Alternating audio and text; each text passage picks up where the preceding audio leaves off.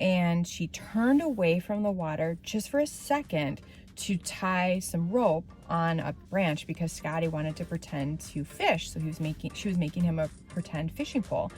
And at that moment, with her back turned towards the water for those few seconds, her daughter-in-law was watching out the window and screamed, "That's it!" Hi there, welcome back to the Mind Your Boundaries podcast, episode number 8. I'm your host, Jessica Miller. I'm so happy you're here today. We are diving in to talking about the relationship dynamics between mother-in-laws and daughter-in-laws. More specifically, we're going to talk about this through the lens of mother-in-laws that believe, I thought I had a really good relationship with her, and it seems, it could be my imagination, but as soon as she got a ring, had the baby, got married, something changed. And they have gone through the process of asking themselves, could I have done anything to offend her? Have I done something to hurt her? And they come up with nothing. I'm talking to you today. So will this be helpful for everybody? Well, it's going to be helpful if you are a parent, because eventually you're going to be an in-law. And this is going to give you insight on how to step back and not take everything personal, because a lot of the behaviors are about internal struggles from your daughter-in-law and not about you. It's also going to be helpful if maybe you're a daughter-in-law and you just don't know why, but you don't really click with your mother-in-law. Like something's amiss. This might be helpful because we're going to peek into some childhood stuff, some unresolved stuff that we all carry with us. This is definitely going to be helpful for any mother-in-law. Any mother-in-law, whether you're a new one and you're trying to do things right, or if you're a mother-in-law that's like, yeah, I thought I had a really good relationship. Or maybe you're a mother-in-law and your daughter-in-law has not given you a chance. Like you feel as if you've tried everything and no matter what, she is just cold and distant. I'm going to share insights, strategies, and tools so that hopefully you pick up a nugget or two to apply into your own situation or just any relationship that you have. You can kind of apply what I'm going to teach you, but we're going to do so through story. Why is this important to talk about? I believe we were put on this earth to do good and to make memories with our loved ones.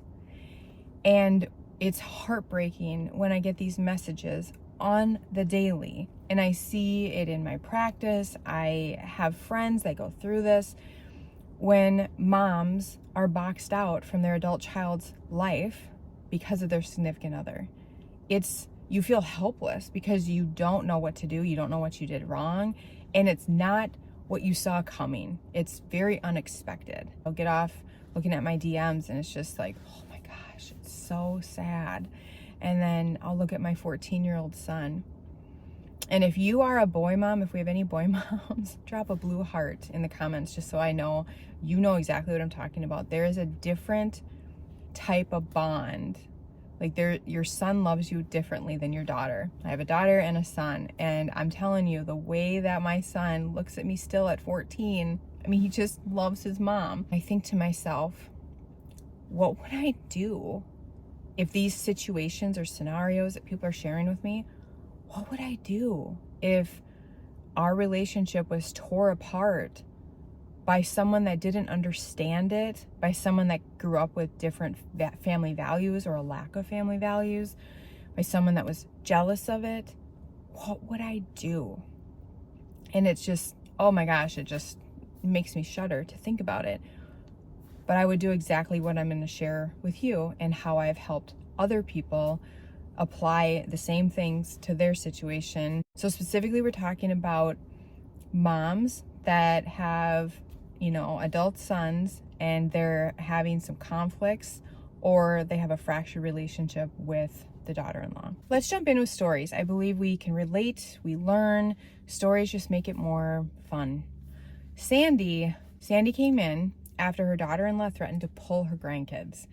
And if you are not a grandma and you think, I would never go into therapy if my daughter-in-law threatened that, you just wait. You will be shocked at the dance you do to make sure that you have a good relationship with your grandkids and that gate stays open.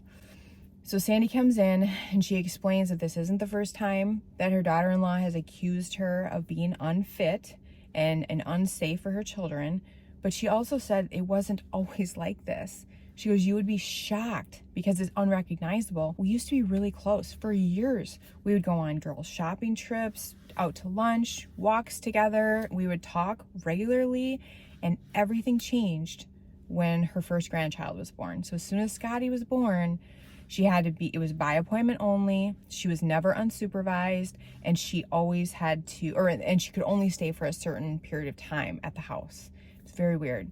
Now there's 3 grandkids, and they were all up at a family cabin, and Sandy was down by the water with her 3 grandsons, and she turned away from the water just for a second to tie some rope on a branch because Scotty wanted to pretend to fish. So she was making him a pretend fishing pole. And at that moment, with her back turned towards the water for those few seconds, her daughter-in-law was watching out the window and screamed, "That's it! Like, this is over." A few days later, she got a text message from her daughter-in-law that stated, until you get professionally evaluated and they deem you as competent and safe, you will not be allowed around our children. And here Sandy sits in front of me. Michelle knew from the start that her daughter-in-law and son were a match made in heaven. She just had a way of keeping her son on his toes, and she was like, oh, it's just, she's the perfect partner for what my son Dan needed. And she just checked all the boxes. In the beginning, Rachel had opened up to her future mother-in-law, explaining how she never felt accepted by her mom and that she grew up in a pretty abusive home. This just made Michelle love her more and bring her under her wing and treat her like she deserved to be treated. They were so close that she would be talking to Dan on his commute home, her son, and she would end the call whenever Rachel would call in, because she'd be like, "Oh, Dan, sorry, I gotta go," and she would choose to talk to her daughter or her future daughter-in-law versus her son. So I mean, they had a really good thing, and it could be her imagination, Michelle said, but it was like as soon as they got engaged, that's when the comments started coming in, and she started trying to chip away at Dan and Michelle's relationship. And it wasn't too long after that Dan started declining Michelle's calls. They would go weeks without talking. And then after the wedding, Rachel started posting things online, like memes about mother-in-laws and really degrading stuff. And I mean, this just crushed Michelle, because she was like, where is this coming from? And she was also super hurt that her son Dan didn't stand up for her. Debbie said that her daughter-in-law worshipped the ground her son walked on. And it wasn't until they started planning for the wedding, she started seeing some red flags. She was complaining a lot, really criticizing her son. She just wrote it off as it must be the stress of the wedding planning. Fast forward a few years after that, and now they have a family, and it's just incessant. Like, her daughter-in-law, Debbie's daughter-in-law, does not stop criticizing her son. It's just all the time. And she posts on social media, like she shares posts of other people talking about what it feels like to be a single mom, and she's like, oh, I can totally relate. I mean, it's just obnoxious stuff, and she hurts so bad for her son because he's very hands-on. Like, they'll often FaceTime during bath time, and then during bath time, her grandkids will say, like, this is what daddy made us for supper. So she knows he's hands-on. Miss Maggie said that she never stood a chance with her daughter-in-law. She never opened up. She's always been cold and distant, no matter how she approaches her, what she invites her to. Her daughter-in-law wants nothing to do with her. In fact, it took one visit, and they stayed one time at their house, and ever since then, it is hotel only. And she disappears in her room after they're there for a short period of time, and she just feels like her daughter-in-law hates them. What do all these scenarios have in common? We have a group of moms asking themselves, what the heck did I do that was so wrong to deserve this treatment? It's really important to remember that when behaviors change or relationships change so drastically, and you've already done the due diligence of saying, did I do something? Like, could I have done something to offend them? Maybe you've even asked, like, is there a reason like our relationship changed? I sure miss our calls or our mani-pedis or our lunch dates or whatever. And you come up with nothing, then you know quite often it's on the daughter-in-law's side. It's her internal struggles, unresolved issues from childhood, whatever, and it's not a reflection on the mother-in-law. What?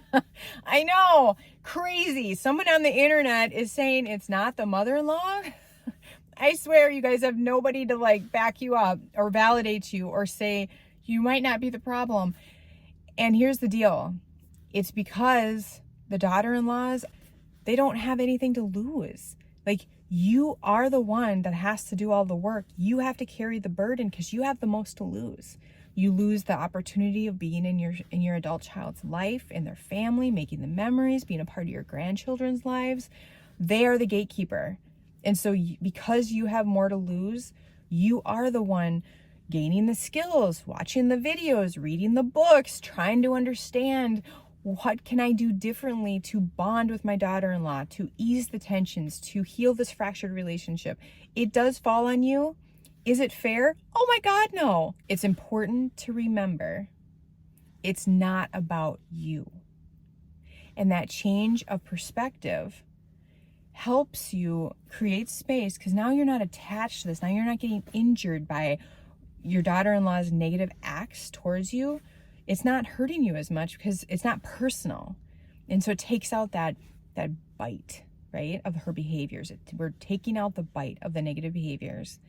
And then when you can do that, you can take a step back and you can really ask yourself, what other things could possibly be going on here? Like, what else could be driving this type of behavior? And that's what we're going to talk about in each one of the stories that I've laid out so far. Have you ever asked yourself, why did she change? Like, why would my daughter-in-law give up a supportive, loving, fun dynamic? When we enter a relationship, we all have rose-colored glasses on. Everything that our partner does that eventually ends up annoying us, we think is adorable in the beginning. We think it's no big deal. We also think, oh my gosh, when families are so much, like, they're way different than what we grew up with, we have this fantasy of this is all meant to be. Like, we make up this story. Like, I'm supposed to be with this family because now I'm going to have the type of dynamic I've always craved. And so in the beginning, it's authentic. I don't believe daughter-in-laws are faking it to get accepted. I think we're all on our best behavior when we start off on new relationships. And then when the honeymoon phase is out, we get lazier and start to just show up as ourselves. I also believe once the rose-colored glasses come off and when things start to become annoying, that's when they return to their homeostasis. And homeostasis is their natural set point. This is where they feel comfortable. Even if it's miserable, it's their comfort zone. So where they feel comfortable is being a part of a family where the mom rejects the child. Where they feel comfortable is being a part of a family that's really distant. Maybe you get together on one holiday a year, but you certainly don't get together for nothing, for barbecues on a weekend. What? You don't have a mother calling you just to say hi? Like, that doesn't feel normal. That doesn't feel like natural. Being from a family where there's a critical parent, never feeling like they're doing a good enough job. And then they start to project that onto their loved ones because that's what they know. And now, without those rose-colored glasses, your actions, as the way you've always been, now comes across as controlling, manipulative, overbearing, smothering, all the things. And they want you to go away. Crappy people, emotionally immature people, and people that have mental health issues can have kids. And your daughter-in-law might be from one of those families that they did the best they knew how to do, and it really wasn't good. It was damaging. And now she has unresolved issues and is coming to your family projecting that all over you. That reminds me of a client, Samantha. She was raised by a mom that literally made her kids compete for her. And so her love was completely conditional. And so her and her sister would try to outdo each other and compete so that they would get their mother's attention and adoration and affection. Fast forward 25 years, now Samantha is sitting on my therapy couch with her arms all crossed like a pouty little girl next to her husband, and she is absolutely baffled that her husband won't just completely cut off his mom. Like his sweet mom. She wants Doug to pick her, and she is just livid that it's such a hard choice. And here's why. Because I'm not looking over at a 35-year-old with her arms all crossed and just really upset. I'm looking at a 7-year-old girl just wanting to be picked, wanting to be good enough, and she thinks in her head that if Doug picks me, that maybe that will fill that cup of mine that should have been filled by my mom. It's a mistaken belief. She's not conscious of this belief. She's just trying to get an unmet childhood need met. We all have these needs, actually. And we partner up with somebody that is enough like the parent that we have the most unresolved business with, and yet they're enough different that we think we can recreate our childhood or a scenario that we didn't get our need met. We can recreate that and get our need met. I had this happen to me, and luckily I was in my master's program for marriage and family therapy, so I was able to have my professor like talk me through it and show me like, this is what you're doing. What happened was I was raised by a dad that was addicted to working. Like, I love my dad. And he was addicted to working. And I was a daddy's girl, and I would wait and wait for him to finally come home at night. And granted, he was up 2 a.m., 4 a.m. every single day. And then he would finally get home 7, 6 o'clock. He's exhausted, just working on semis, out in the cold, manhandling hogs, like just so tired, and changing big semi tires. And he would come home and he would just want to sit down on his recliner. And then there's me, pigtails bouncing all around, just wanting my dad's attention. And he would, every single time, he would sit me down. He'd be like, sit down, just watch this. And then, so as a little girl, how I spent time with my dad was with his first choice, which was the TV and Tom Brokaw and Peter Jennings and Barbara Walters, whoever was on the news. That's what we watched. And I always felt like the TV was more important than me. Well, I never even thought of that, because I just, even after my dad passed, I'm like, my dad and I had such a good relationship. I forgot all about that behavior that I did to try to get attention from him. And then I met and married Ryan. Ryan and I were just fine until he wrote a book. And then in order to promote it, forums, like online forums were really big back then, he would have to get on there after the kids went to bed and answer all these people's questions and promote his book. And he was just building his name, and that took hours at night. And so we would get the kids laid down, Ryan would do the dishes, make sure the house is all picked up, and then he would sit down to work more because he's trying to help his family. He was the only provider bringing in money. And he would sit down with his electronic, he would open up his laptop and begin to focus on somebody else. And that's when I would jump down on the couch and I'd just be like, okay, give me attention, love me, let's, pay attention to me. And he would just be like, what are you doing? Like, stop it. I have to dedicate this time, and this is the only time I have because I'm working during the day and now the kids are asleep. I have to do this. And we would get into this fight. I would explode. I would just get so upset. I would go to bed angry. He wouldn't be able to do his work because he would have to come tend to my pain. And we just kept doing this dance. But it never happened any other time of the day, only when he would open that tech. So only when he would open that electronic to give it his attention, that's when I would come over, bouncing around like a little girl with pigtails, trying to get him to pick me and not the electronic.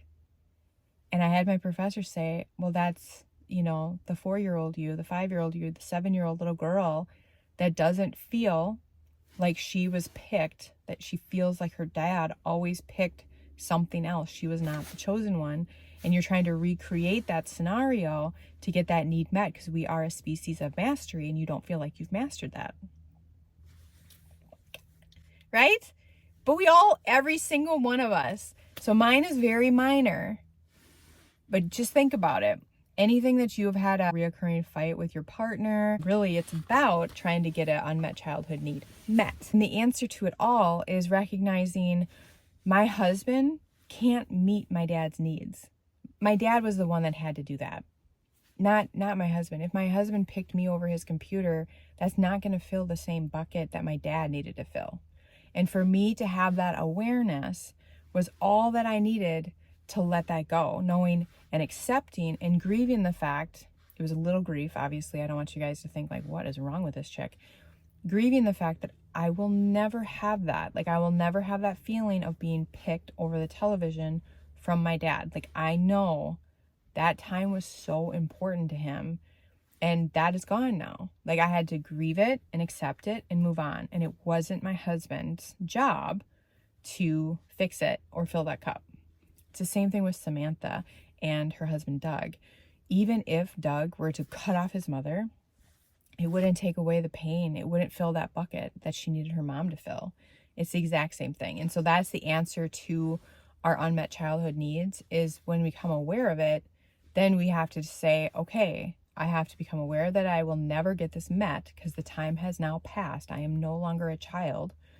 Grieve that you didn't have the parent you thought you deserved, the treatment you thought you deserved, the love you know you deserved, and then accept it and move forward and not try to expect our partners to fill a bucket that's not theirs to fill. How does this help you as a mother-in-law? Well, I believe that if we can understand the root cause or the why behind behaviors, it helps in the way that we see the situation and we approach the person. I'm going to teach you a skill or a tool that it just comes naturally for me. I always see people as just children trapped in adult bodies. I don't know what it is, but I just, not even like looking at them analytically or trying to figure out like pathology, like trying to figure out what is wrong with them. I just watch people and I think, oh, I wonder what their mom thinks watching them as adults. Like if they see little quirks and stuff of their 44-year-old daughter or son and they think, yeah, that's exactly how they used to be, or, they still do the same things. I just think that's so interesting, and it happens to me all the time. So I just look at people like they're just little kids, but they're in these adult bodies. So it comes naturally for me to see when we have hurt kids trapped in our bodies. So for Sandy, our unfit grandma, I look at her daughter-in-law and I wonder what happened in her childhood. I wonder if she was parentified. I wonder if she felt safe growing up. When I heard her story, I was like, I feel like she's scared. Like she has this genuine fear that if she's not in charge, her children are going to get hurt. And so she is overly anxious and helicoptery, and she's projecting something onto Sandy. It's not about Sandy not paying attention at the beach. It's about her, because I wonder if something bad happened to her. With Michelle and her daughter-in-law Rachel, and how they used to be really, really close. And then something changed, and Rachel started sabotaging her relationship with her son Dan. I see that as, we already know, Rachel was super transparent and said, I never felt accepted by my mom. In fact, I grew up in an abusive home. Well, when that happens, they can have just unresolved struggles inside of them and not even realize that when they see like a parent-child relationship be successful, the envy can eat them alive. It can be such a painful reminder that they weren't good enough for their mom to love them, that they don't even realize it, but they start to methodically sabotage this other relationship to break it apart so that they can feel better. Like, that's the only way they know how to cope with their pain, is to get rid of it. With Debbie and her critical daughter-in-law always putting down her son and how painful it is for her, and all the social media content that she posts about it. Critical kids are created. I really believe that. And so I would look at her and I would think, I wonder if she felt like she was never good enough, and therefore she's projecting never doing enough, never good enough onto her partner. So it's just like this hurting child, unresolved struggles, and now she's projecting that out because she was raised in a critical home. Miss Maggie, never being close to her distant daughter-in-law. I think there's a lot of unknowns with this daughter-in-law. She does tend to display symptoms or behaviors of someone that maybe has social anxiety. Maybe they're on the spectrum. Maybe she has just a lot of worries. Like, maybe she was bullied and she has a lot of insecurities and she doesn't want to be judged. Maybe she's a huge introvert and she gets overwhelmed very easily. I definitely feel like her daughter-in-law is just trying to survive the best way she knows how. And she's probably opened up to her husband, Miss Maggie's son, and swore him to secrecy. Because maybe it's really painful or embarrassing for her, and she doesn't want other people to know that she struggles with something, and so she's just trying to hide it. But in her attempts to hide it, it's creating a lot of, strife or fracture in relationships, because Miss Maggie, she's like taking it personal. How do you feel right now? So right now in this podcast, at first we started talking about what was done to Sandy, Michelle, Debbie, and Miss Maggie. I told you what was done to them, what's happened to them at the hands of their daughter-in-law. And now I want to know, now that we've talked about seeing maybe the hurting little girl inside of their daughter-in-laws as to why they are acting out in such a way, how do you feel right now? Or picturing Samantha, sweet 35-year-old Samantha looking like just a 7-year-old pouty girl on my couch. And she truly believed inside of her subconsciously that if she could just get Doug's love, Doug to pick her, she would finally feel like she was good enough. And it was a mistaken belief. How do you feel? I have a lot of empathy right now. How about you? I have a lot of empathy. Now, I'm not saying this is fair, because I don't want mother-in-laws to get in the comments like, blah, blah, blah, these toxic girls, these are little brats. Yeah, it's definitely like a different world out there. It is different. And especially with social media, it's definitely encouraging daughter-in-laws to be colder and meaner and not really give a crap about family ties and legacies and the bond between grandma and a grandchild, or grandparents and grandchildren. I get it. That's why I'm doing this. It's heartbreaking to see the discord and to see society as a whole just breaking down when it comes to interpersonal connections and intimacy and family. And yeah, so I know that. But I also know, as the mother-in-law, you have a lot to lose. And so, like I said before, you don't have a choice but to be the person that rises above. You don't have a choice. This is your job to figure out, how can I look at this differently? Like, it's not me, it's their internal struggles that are not resolved. And how can I approach my daughter-in-law with empathy? You still get to have personal boundaries as you would your adult children. And I just want to really hone in on and really emphasize the fact that when you're approaching with empathy, it's a different vibe. Like, your daughter-in-law will feel different too when you approach her with empathy. So as a mother-in-law, you have empathy. You feel bad for her, for this make-believe story, because you don't even know if it's true, but you're just thinking, okay, this would make sense if she was treating me this way, that she had a crappy upbringing, or a mom that rejected her, or a lot of discord in her family, so she's used to always having drama. Okay, I understand there's a hurting little girl. I have empathy. Now what? You keep being you. That's what. You keep showing up the kind, loving, like mom that you are. You keep being you.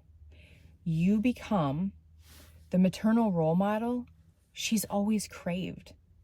Consistency is key. You need to be consistent the whole time, because that's how she also builds trust. So someone that's grown up in a family that doesn't feel like yours, there's not a lot of trust, so it's hard for her to trust. And if you can consistently show up with empathy, care, kindness, and the maternal figure you are, eventually she feels like, okay, I can trust this chick. How do you handle if your daughter-in-law is in real time having a negative reaction to you? Well, how would you handle a hurting little 6-year-old girl like your daughter? You would go to her.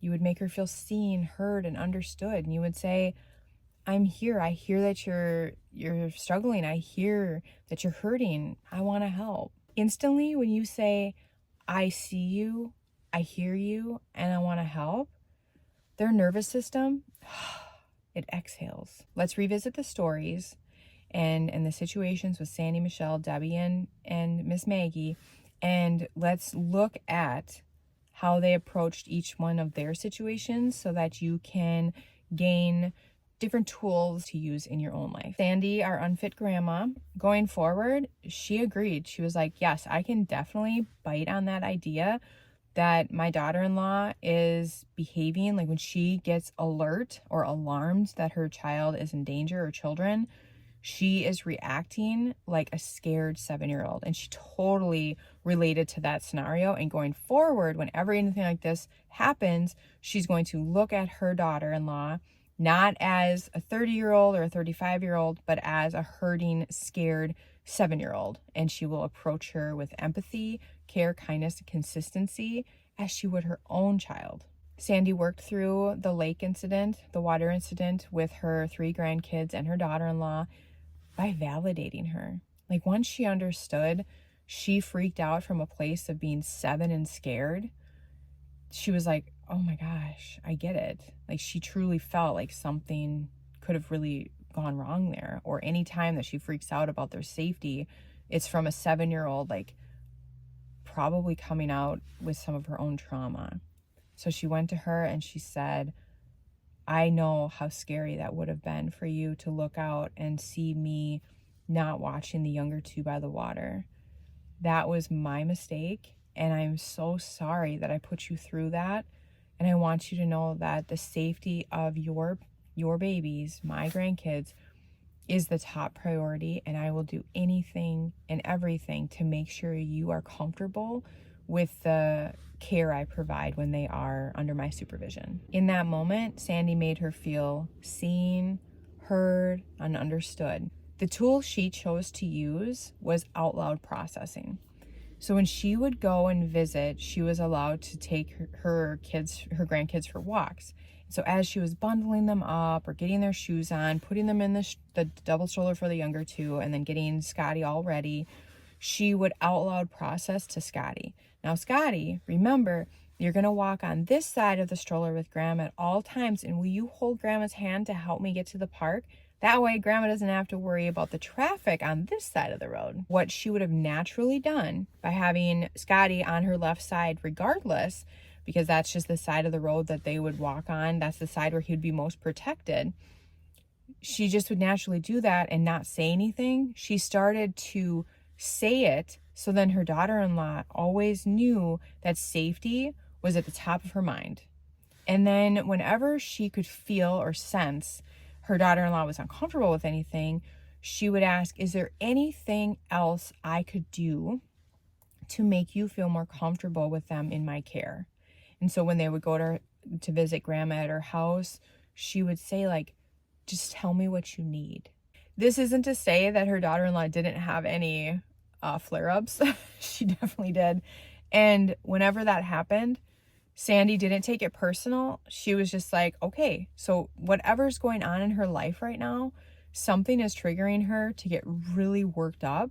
And I'm going to come to her like she's a hurting little girl and we're going to figure this out together. Instead of getting defensive and being like, you don't think I know what I'm doing? I raised all these babies, blah, blah, blah. You don't think I'm a competent adult? She didn't come at her daughter-in-law, and she would just sit beside her, help calm her down, ask her, what can I do to help make you feel more comfortable? As you can see, stepping back and truly trying to see what's really going on here. Like, I know I haven't done anything wrong. Like, what else could possibly be contributing or prompting this type of reaction to me? It really helps us just approach the situation in a completely different way. Michelle jumped right into it and started reaching out to her daughter-in-law, Rachel, again. So she would text, I just drove by the place that we used to get our nails done, hoping we can do it soon, like thinking about you. And then she would text her about, like, she would know that she's been working on a project at work. And so she would text her like, how did the project go? And so she would go out of her way to make sure she poured into Rachel on, you know, a couple to a few times a week. And then eventually she started to ask if Rachel would meet her for a walk. If, you know, if I showed up at your work sometime this week, could we walk during your lunch hour?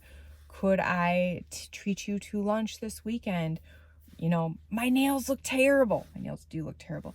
Would you go, could we go do our mani-pedis? So she really started slow, and then she started to invite her back into what they used to do. And then if they wanted to do any kind of family gathering, she, instead of calling Dan, her son, which she normally would do, like, Dan, you know, bring your family over if you're not busy, she would call Rachel and she would say, Rachel, I'm thinking about maybe doing this weekend. Would that work for you guys? So she went through Rachel instead of Dan.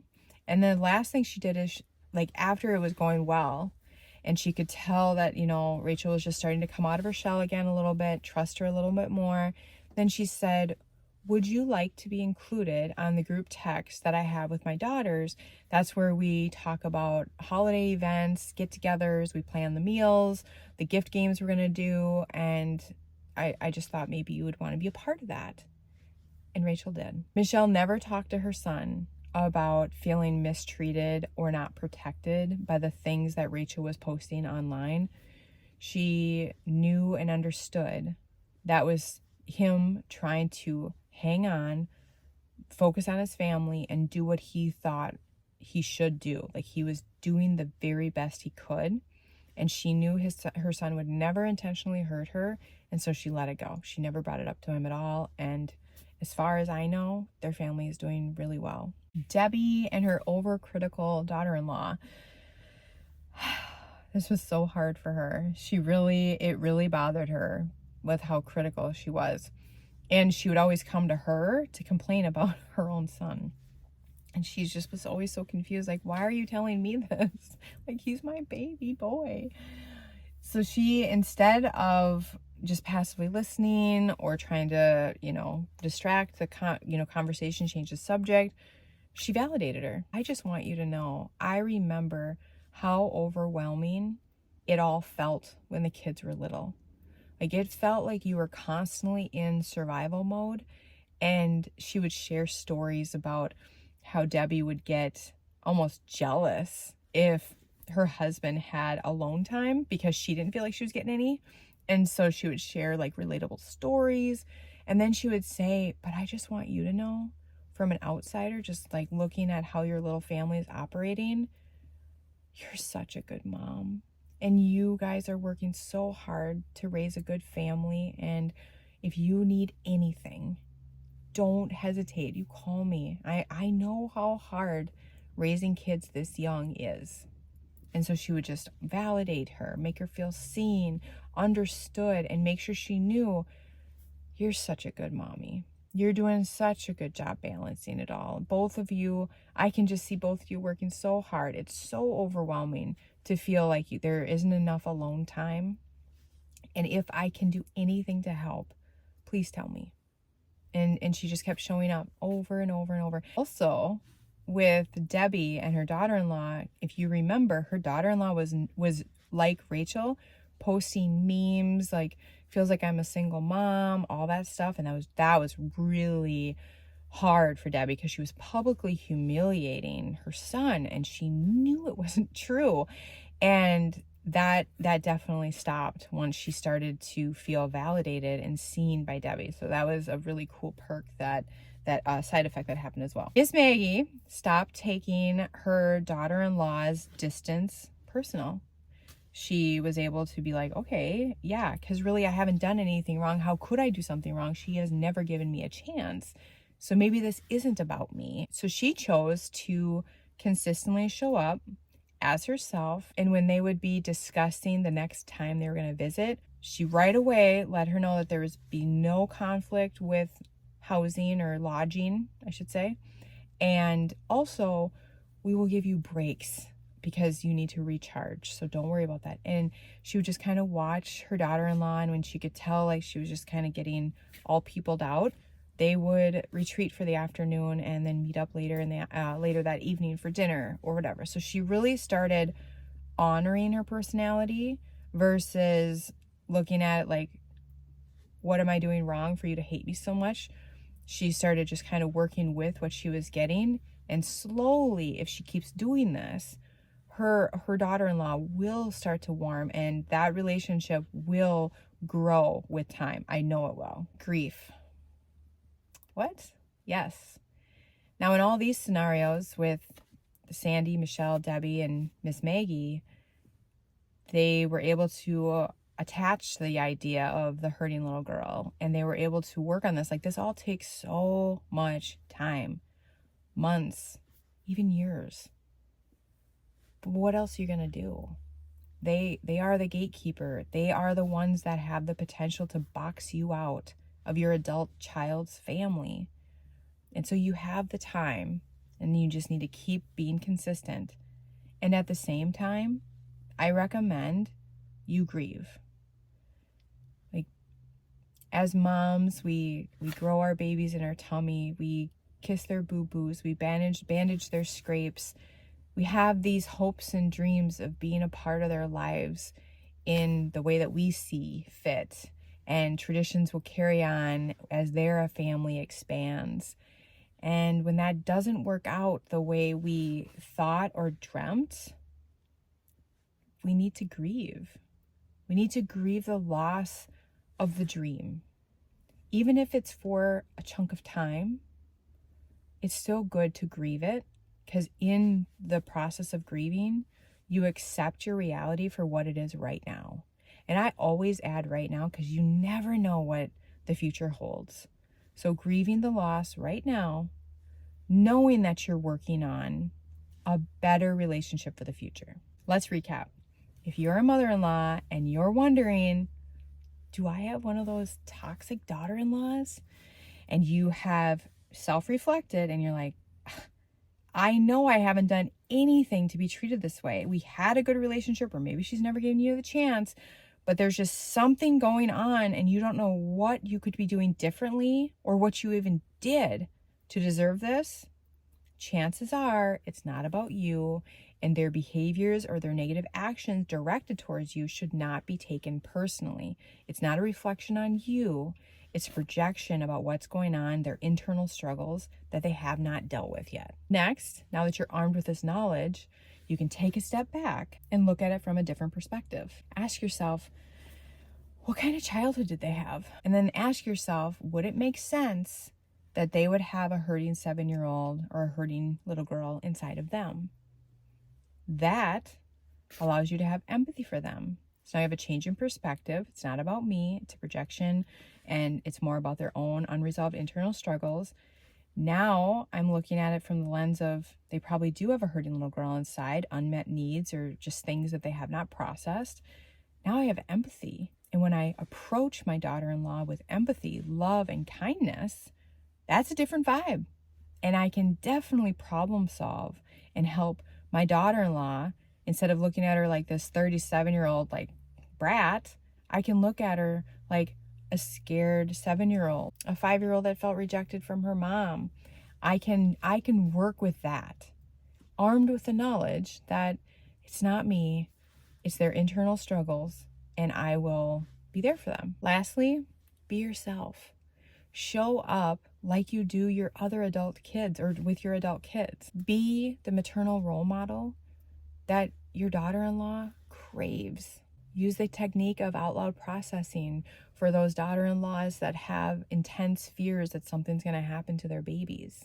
Ask for their opinions, their guidance. Have them tell you what they need from you. In the moment, if something comes up and there's a negative reaction coming at you, say, I see you, I hear you, I see how upset you are, and I'm here to help. Validate them. Make sure they know you never intended to make them feel uncomfortable or make them feel like they weren't accepted or not involved or whatever. See them, hear them, make them feel understood, make their nervous system exhale. Once in a while, send your daughter-in-law a text thinking about you. Hope your project's going well. I just want you to know you're such a good mom. I couldn't have asked for a better daughter-in-law to love my son, to raise my grandbabies. Are you free for lunch? Want to go for a walk? Can I treat you to a mani-pedi? Get to know her, spend time with her, build a relationship with her like you would your other kids. Show up as that maternal role model. The more you can change your perspective, the better your relationship and your mental health will be. Please let me know what your main takeaway is today. Like, what's one nugget that you're like, ooh, I never would have thought of that, or I'm definitely going to try that. Let me know in the comments. I recorded this on Friday, so days ago, and I just didn't think I did the subject justice. So now that I have poured more into this, because it's so important that we build bridges and not add more barriers to our family dynamics. Tell me what you thought of this. Tell me what you learned, like one takeaway. And next time, we're going to talk about this from the daughter-in-law's perspective. Like when you're the daughter-in-law and you think your mother-in-law is the problem. Until I see you again, make sure you mind your boundaries.